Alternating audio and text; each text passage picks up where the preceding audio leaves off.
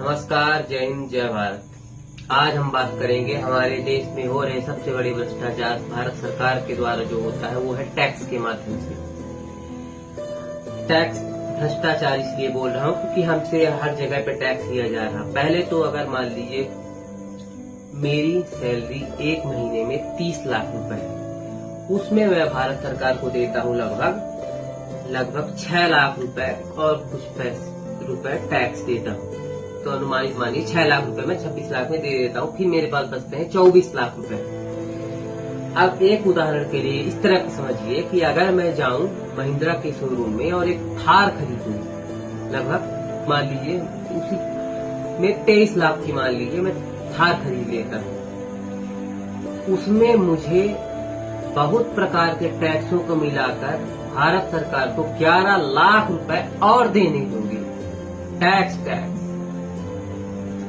तो 11 लाख मैं इधर दे रहा हूँ, 6 लाख रुपए उधर दे रहा हूँ, तो दोनों को मिला के लगभग मैं अपने 30 लाख की इनकम में 17 लाख रुपए टैक्स दे देता हूँ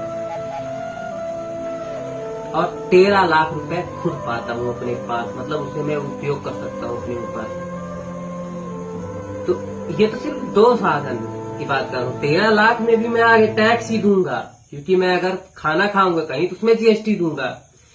जो दारू पीते हैं उसमें दारू पिएंगे उसमें टैक्स देंगे। मोबाइल खरीद लूंगा अगर मैं जाके उसी महीने तो उसमें भी टैक्स दे दूंगा।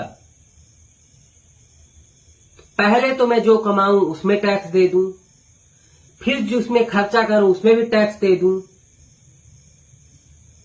तो आज की डेट में अगर मैं 30 लाख कमा रहा हूं और 17 लाख रुपए दे रहा हूं तो मैं कमा तो दूसरे के लिए रहा हूं, मतलब सरकार के लिए कमा रहा हूं। मैं तो अपने लिए अपने परिवार के लिए कमा ही नहीं रहा हूं।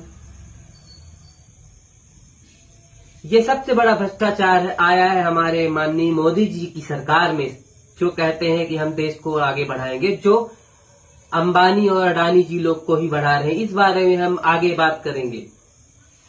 जय श्री राम।